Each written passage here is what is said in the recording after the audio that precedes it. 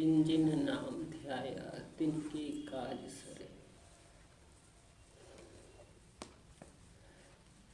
जिन्होंने ही नाम का ध्यान किया, नाम को ध्यान में दिया, उनका वो काज जिस काम के लिए आए थे वो सिरे चढ़ा।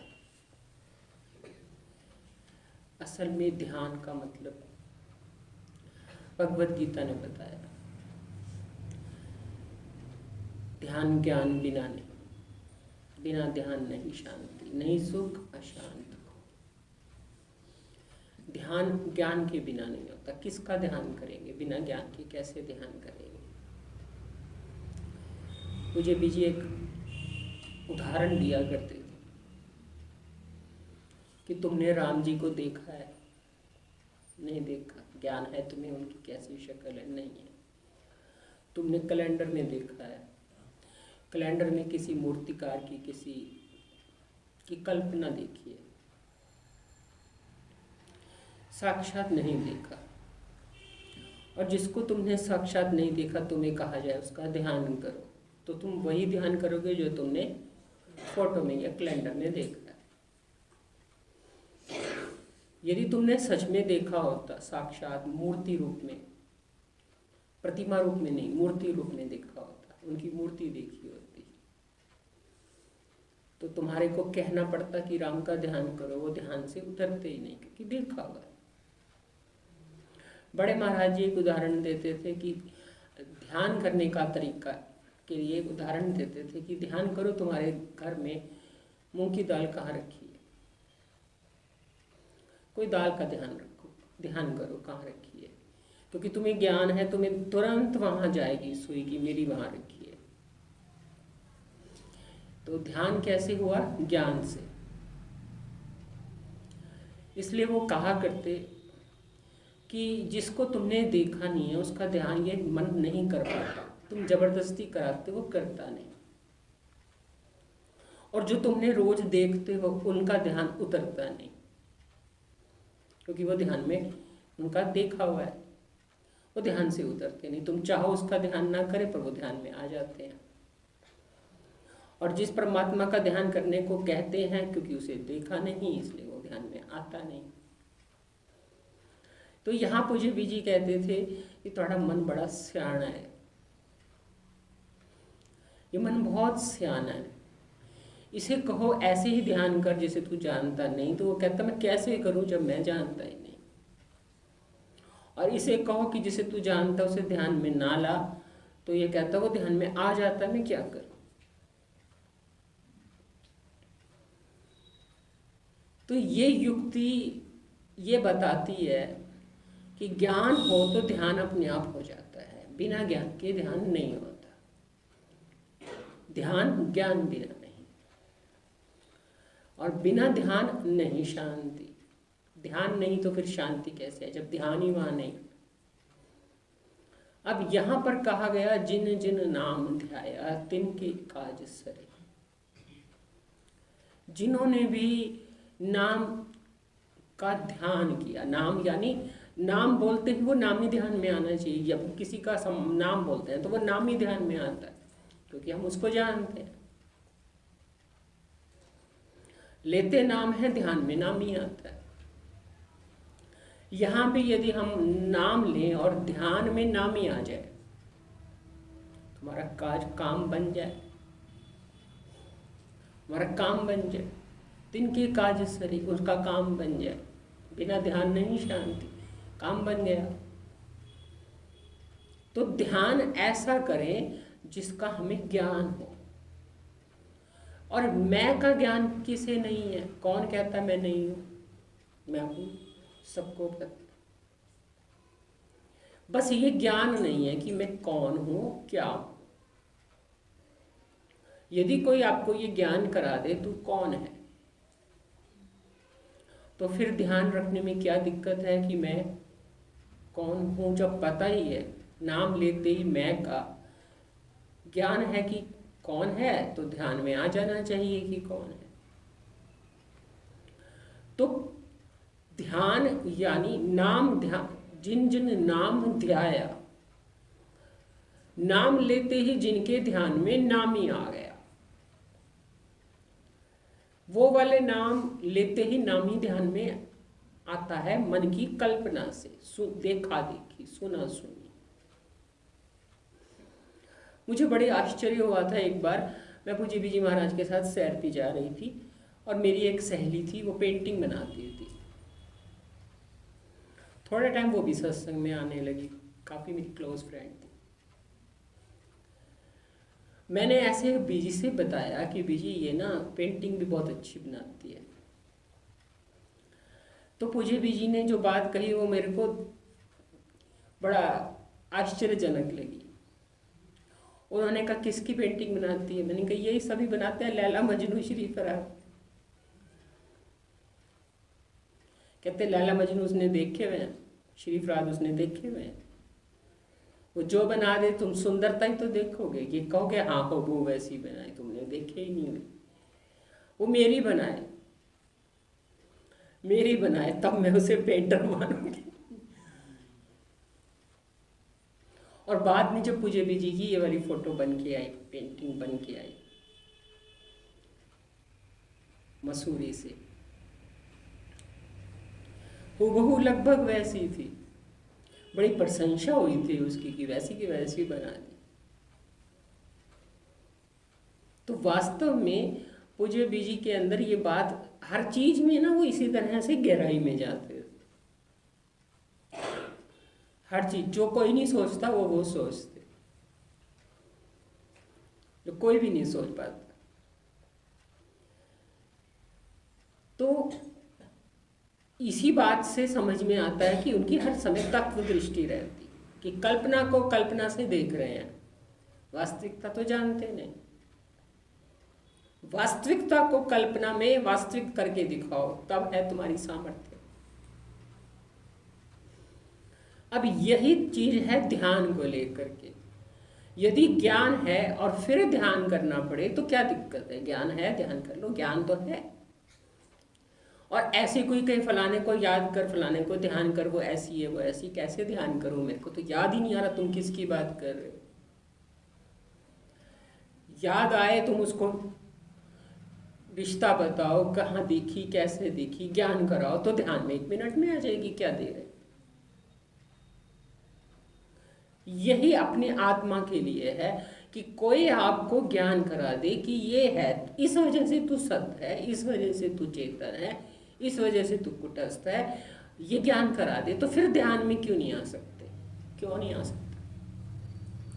पहले क्या होता है, आमतौर से लोग कहते हैं सोहम कहो, अहम ब्रह्मस्मि कहो, शिवोहम कहो, अब कह तो देते हैं पर ध्यान में तो नहीं आता शिवोहम, कैसे मैं शिव हूँ, कैसे मैं ब्रह्म हूँ, ध्यान में नहीं आता, क्योंकि ज्ञान ही नहीं है कि कैसे। इसलिए वही बात कि ध्यान ज्ञान बिना नहीं। यही बात गुरु नानक जी ने कहा, जिन जिन नाम ध्याया, जिन्होंने नाम का ध्यान नहीं किया जाता, नाम से नामी ध्यान में आता है, नाम लेते ही नामी ध्यान आता है। आपने कहा फलाना, आपने नाम लिया, ध्यान में आ गया। कौन नाम? कहने को तो कहेंगे नाम ध्यान में आ गया कि कौन सा नाम। हम किसी के आगे यदि जिक्र करें, मान लो किसी बाहर की व्यक्ति से हमने कहा कि तन्नू का शरीर अब नहीं रहा, नाम ही तो लिया, उसको क्या ध्यान आ गया? नाम ही, क्योंकि वो आते थी, उसको पता है कौन तन्नू। तो नाम लेते ही नाम ही ध्यान में आ जाता है, तो कहेंगे तो नाम आता है नामी ध्यान में। बस यही सूत्र हम अपने जीवन में लगा लें कि हम नाम लें और हमें ध्यान आए नामी। हम कहें मैं, और मैं कहते ही चिदाभास ध्यान में आए और उसका लक्ष्यार्थ सत्य ध्यान में आए, साक्षी ध्यान में आए, क्योंकि ज्ञान हो गया कि मैं इस देह में आभास के लिए शब्द बोला जाता है, और आभास बिंब से अलग नहीं है। बिंब ना भी ध्यान में आए, आभास जरूर ध्यान में आए। मैं कहते ही शरीर ध्यान में ना आए, क्योंकि शरीर अलग चीज है, मैं अलग चीज है, ये ज्ञान हो चुका है। अब जब ये ज्ञान हो चुका है तो ये ध्यान में आना चाहिए। तो मैं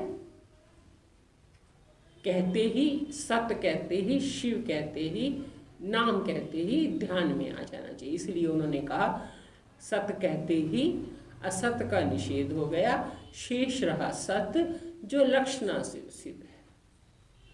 नाम कहते ही ध्यान में आ गया, तो जिसने ऐसा ध्यान में आ गया उसका काज, उसका काम बन गया, उसका काम सिरे उतर गया।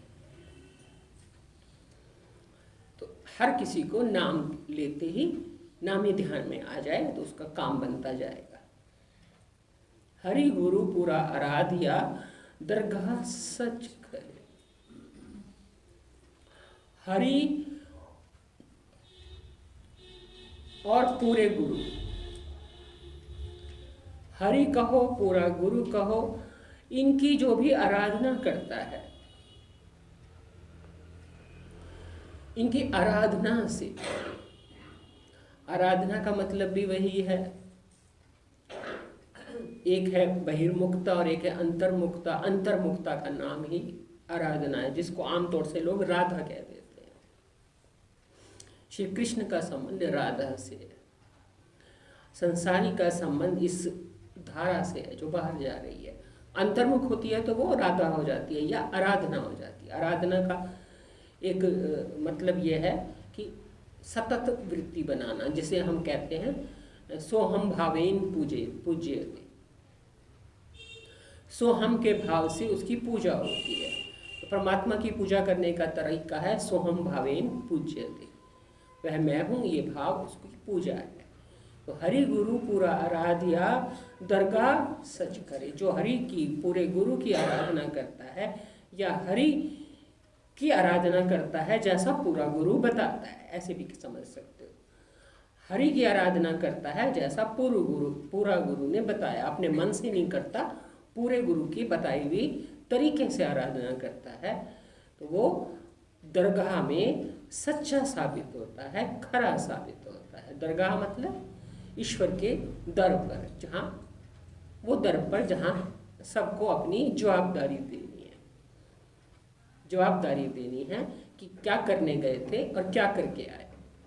तो उनके कार्य सर जाते हैं, और चूंकि पूरे गुरु के बताए तरीके से वो हरि की आराधना करते हैं, तो इसलिए वो सच्चे और खरे सिद्ध हो जाते हैं, क्योंकि वो अपना काज करके आए तो वो खरे सिद्ध होते हैं, सच्चे सिद्ध होते हैं। कहाँ? दरगाह में, क्योंकि दरगाह में हर किसी को कहते हैं जवाब देना होता है। भगवान के आगे सबको जवाब देना होता है, दरगाह में सबको जवाब देना होता है।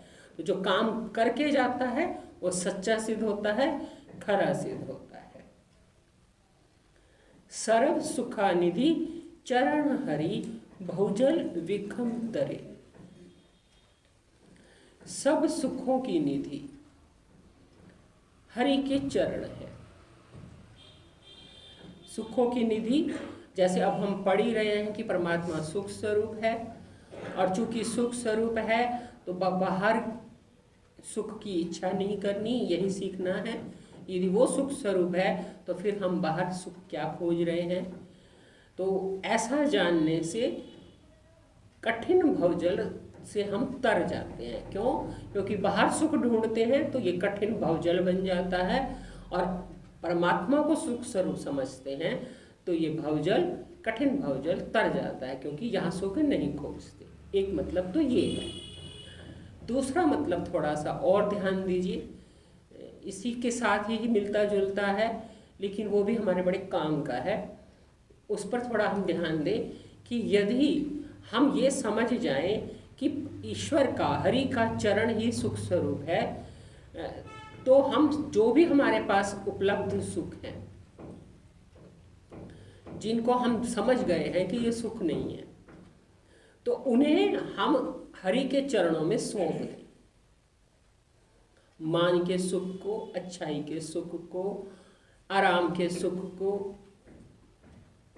भोगों को, सब सुखों को हरि के चरणों पे सौंप दें, तो हमारा भवजल को, कठिन भवजल को तरना आसान हो जाएगा। ये साधन का तरीका है।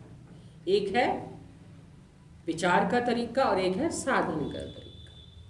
और ये आप जीवन में ध्यान भी दीजिएगा। जो जितना ज़्यादा अपने सुखों को देह के सुख को, मान के सुख को, अच्छाई के सुख को, प्रशंसा के सुख को, परिवार के मोहों के सुख को, राग के सुख को, जो जितना ज़्यादा अपने सुख को हरि के चरणों पे सौंपता जाएगा, उसको ये कठिन भवजल तरना उतना आसान हो जाएगा। क्यों? क्योंकि ये एक नियम है। इसीलिए मीरा ने कहा था कि 3 लज्जा को मैं त्याग करके अपने कृष्ण की हो गई। 3 लज्जा को त्यागने से कृष्ण की होने का मतलब यही है कि जो सुख लगता है कि ये लज्जा बच जाए, ये बेइज्जती ना हो जाए, बुराई ना मिले, प्रशंसा मिल जाए, निंदा ना मिले, या परिवार ना बुरा मान जाए, या ये ना इनसे ना संबंध बिगड़ जाए, इनसे ना संबंध बिगड़ जाए, तो इन छोटे छोटे अल्प सुखों के लिए हम भूमा सुख का त्याग कर देते हैं। और जब समझ में आ जाए कि वो भूमा सुख है, तो इन अल्प सुखों को और जो भी निधि है उसको हरि के चरणों पे वार दे। वार दे का मतलब उन्हें दे दे नहीं, उनसे अपने आप को अलग कर लें। उनकी उपेक्षा तो नहीं कहूँगी, उनकी अपेक्षा छोड़ दें, उनसे राग छोड़ दें, उनकी परवाह ना करें, बेपरवाह हो जाए, निंदा से बेपरवाह हो जाएं, प्रशंसा की भूख से बेपरवाह हो जाएं, अपमान से बेपरवाह हो जाएं, परिवार के सुख से बेपरवाह हो जाएं, आराम से बेपरवाह हो जाएं। अब प्रैक्टिकल ना करके देखो। जिस दिन आप बहुत कठिनाई से सत्संग आते हो, बड़ी मुश्किल से टाइम निकाल के आते हो, बड़ी अपनी तंद्रें निकाल के आते हो, बड़ी जैसे कहते हैं ना एक संघर्ष करके आप टाइम निकाल के आए, उस दिन आपकी कैसी वृत्ति घर जाके बनती है। और जिस दिन आप छोटे मोटे कारणों से छुट्टी करके घर बैठे हो और अगले दिन आते हो, तो आपको कितना विषय समझ में आता। और जिस दिन आप पता नहीं कैसे समय निकाल के आए, फिर आपकी घर जाके कैसी वृत्ति बनती और रात तक आपकी कैसी वृत्ति बनती। अब प्रैक्टिकल करके देखो, मेरे कहने से मत करो। जितना ज्यादा आप सुखों को छोड़ करके इधर लगाओगे समय, उतना ज्यादा ईश्वर आप पर दया करेगा, वो आपको सहायता करेगा। ऐसे नहीं पूज्य जी ने कहा, दया चाहते हो तो याद करो, दया का उल्टा याद।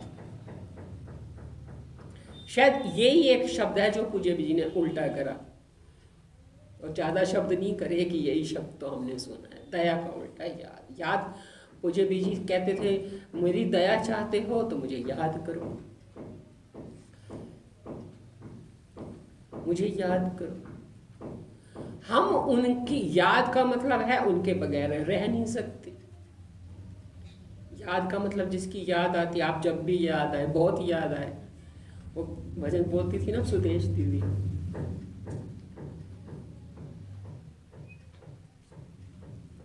तो जो जितना ज्यादा याद करेगा वो उतनी दया महसूस करेगा। ये आप प्रैक्टिकल करके देखो। और आप याद करो, अपने स्क्रीन पे लाओ कि जिस दिन आपने पता नहीं कैसे निकाल के आए, पता नहीं कैसे समय निकाल के आए, पता नहीं शरीर की भी परवाह नहीं करी, इसके आराम की भी परवाह नहीं करी, और आप आ गए, उस दिन घर जाके आपकी कैसी वृत्ति बनी। और जिस दिन आप ऐसे ही टाइम पास के हिसाब से आ गए, आपका टाइम ही नहीं कट रहा था और यहाँ आके बैठ गए, तो ऐसी कैसी वृत्ति बनी। या आप में से कोई ऐसा है जो टाइम पास के लिए आता है, उसके पास टाइम पास करने का कोई साधन नहीं है, तो इसलिए वो सत्संग आता है, उसको वो कितना उठा पाता है। और वो जिसके पास टाइम नहीं है लेकिन वो निकल के आता है, वो कितना उठाता है। और अपनी अपनी वृत्तियों को भी देखो कि संघर्ष से आते हो तो कितना उठा लेते हो, सुविधा के हिसाब से आते हो तो कितना उठा लेते हो। फर्क देखना, फर्क देखना, अपने चित्त को में फर्क देखना, उनकी दया में फर्क देखना, प्रैक्टिकल देखना। जो जितना संघर्ष करके सेवा करता है, निकटता लेता है, स्वाध्याय करता है, सत्संग सुनता है, समय निकालता है, उतना ज़्यादा उसको दया मिलती है, उतना ज़्यादा वो कठिन भवजल तर लेता है, आसानी से तर जाता है, वृत्ति जुड़ जाती है उसकी। और जो संघर्ष करे बगैर फ्री फंड में चाहता है, उसकी वृत्ति नहीं जुड़ पाती, वो अपनी सुविधा ज़्यादा देखता है, तो वो कठिन भवजल नहीं तर पाता, क्योंकि वो अपनी शर्तों पे ईश्वर की दया चाहता है। जो उनकी शर्तों पे दया चाहता है वो कठिन भवजल आसानी से तर जाता है। ये मैं आपको सच कह रही। ऐसे भी मुझे झूठ बोल के क्या फायदा, मुझे वैसे झूठ बोलना आता भी नहीं है।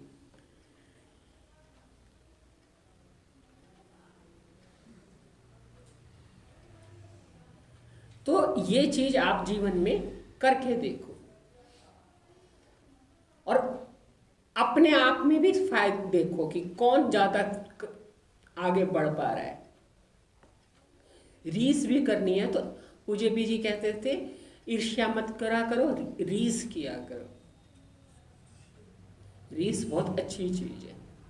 देखा करो कि कौन संघर्ष से समय निकाल के आता है तो वो क्यों तरक्की कर पा रहा है। हम संघर्ष तो करना नहीं चाहते और सामने वाले की तरक्की देख करके सोचते हैं ये तो तरक्की कर गया। हमारे साथ भी ऐसे होता था, हम संघर्ष करके जा रहे हैं लेकिन दूसरों को लग रहा है ये निकट होती जा रही है। वो ये तो नहीं देख रहे कि इसकी लालसा कितनी है, ये कितना संघर्ष में भी बैठती नहीं। होता है, सभी के साथ होता है। ये एक हमारे साथ क्या, बहुतों के साथ हुआ। जिनको रीस करनी होती है वो दूसरे की संघर्ष नहीं देखते, रीस भी नहीं करते, ईर्ष्या करते। करनी चाहिए रीस। ये इतना संघर्ष करके आ सकती है, ये इतना संघर्ष करके देह का राग छोड़ के आगे बढ़ सकती है। मैं छोटे छोटे राग में आके फंस जाती हूँ, छोटी छोटी बात पर बैठ जाती है, छोटी छोटी बात में छुट्टी कह देना।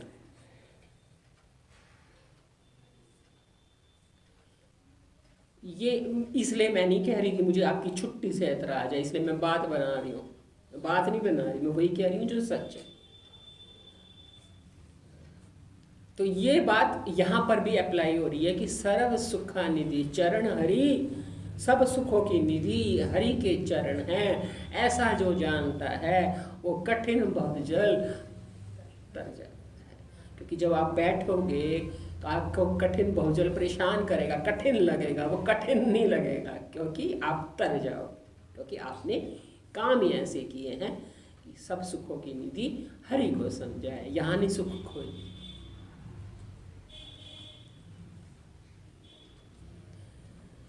प्रेम भक्ति तिन पाइया बिखिया नाही जय। प्रेम भक्ति ने जिन्होंने पाई है, तिन पाया, किन्होंने प्रेम भक्ति पाई है को यही इन्हीं के साथ, इसी के साथ जुड़ा हुआ है कि जो सर्व सुखों की निधि हरि के चरण को जानता है वो कठिन भवजल तर जाता है, वो प्रेम भक्ति प्राप्त करता है और वो विषयों की आग में नहीं जलता। ये एक ही बंदे की बात चल रही है।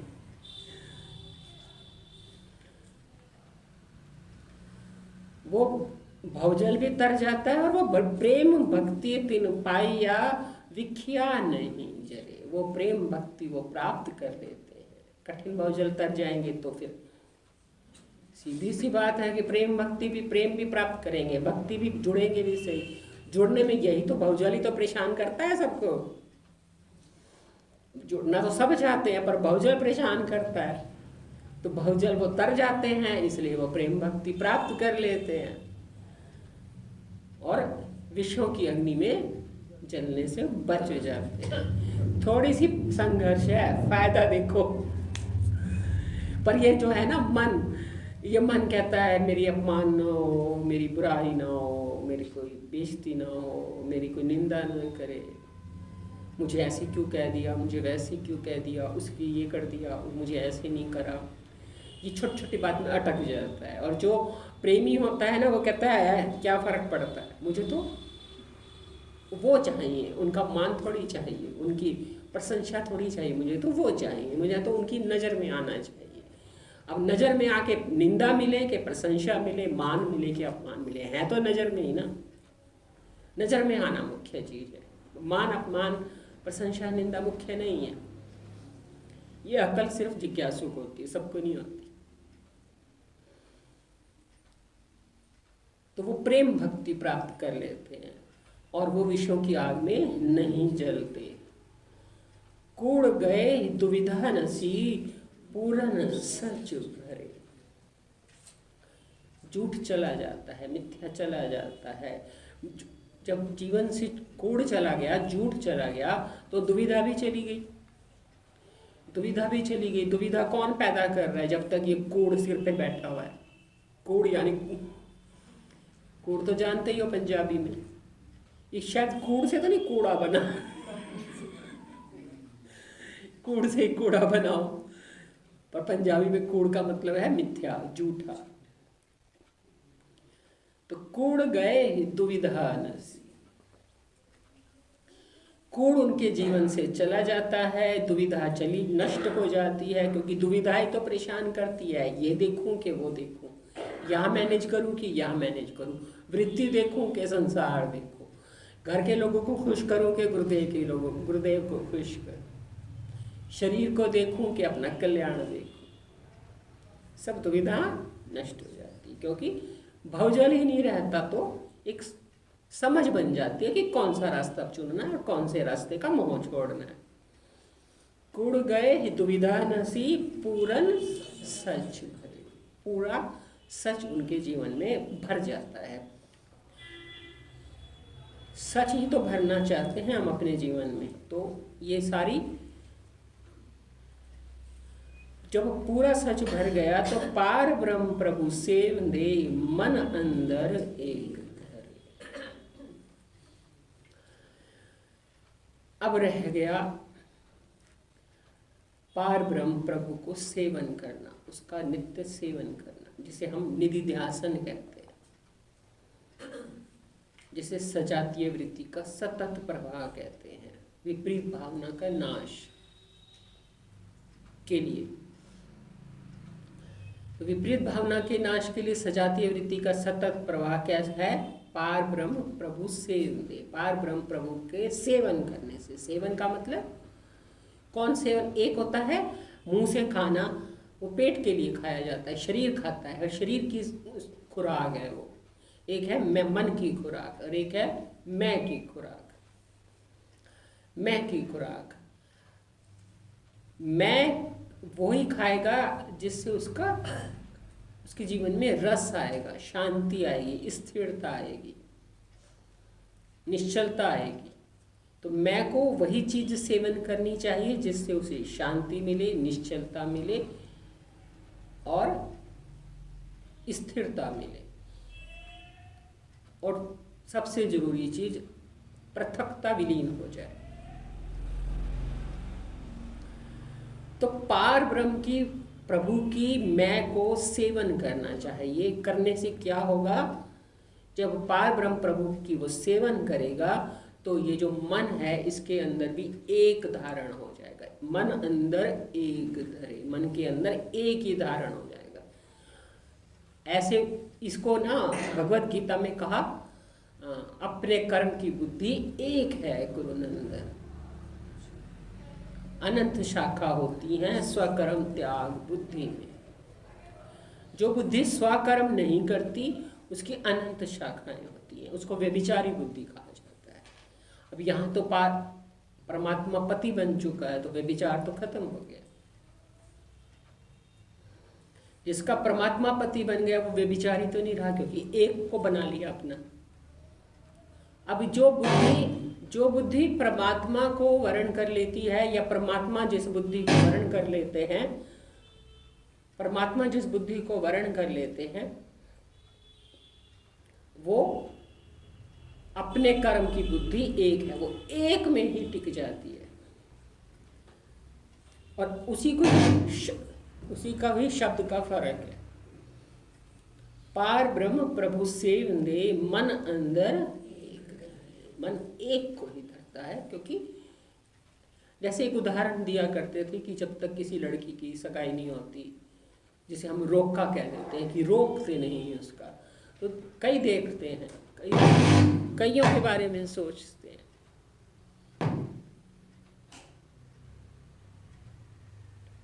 पर जब हो जाती है तो क्या कहते हैं, रोका हो गया। रोका का मतलब रुक गया, अब देखना, टिकाव आ गया, स्थिरता आ गई। तो ये जो रुकना है, रुकने जब बुद्धि कईयों को अपना मानती है तो वो कईयों के साथ अपनापन जोड़ती है, संबंध बनाने की कोशिश करती है। पर जब उसे पता लग जाता है एक मेरा ही परमात्मा ही मेरा पति है, तो फिर वो और किसी की तरफ देखती नहीं, सिर्फ अपने परमात्मा रूपी पति की तरफ देखती है। उसको ही कह रहे हैं पार ब्रह्म प्रभु सेवने, मन अंदर। यूं समझ लीजिए संसारी बुद्धि व्यभिचारी बुद्धि है, और ये व्यभिचारी बुद्धि को कई रूपों में मैं सोचती थी तो कई रूपों में व्यभिचारी है। हर जन्म में संबंध अलग बनाती है, इसलिए ये व्यभिचारी बुद्धि है। मन अंदर एक धरे, महादिवस मूरत भले, जिसको नदर करे। जब मन के अंदर एक धर जाता है तो वो महीना, वो दिवस, वो मुहूर्त सब भले हो जाते हैं, सब भले हो जाते हैं। क्योंकि जब एक धर गया तो फिर कोई मुहूर्त अशुभ मुहूर्त नहीं है, कोई दिन अशुभ नहीं है, कोई महीना अशुभ नहीं है, कोई पक्ष अशुभ नहीं है, सब भले हैं। क्योंकि मन अंदर एक, सब भले हैं। एक है तो फिर क्या भला नुकसान, कौन बुरा और क्या भला। तो माँ दिवस मुहूर्त भले, जिसको नजर करे, जिस पर वो नजर करता है, जिसको वो अपनी नजर दे देता है। नजर करने का मतलब है नजर से नजर मिली है, जोत से जोत मिली तो जोत प्रकट हुई।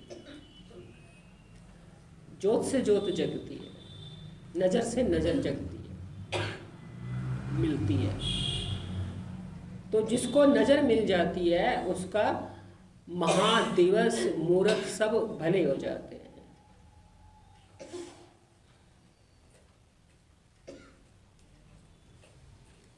नानक मंगे दरस दान, कृपा करूं हरे।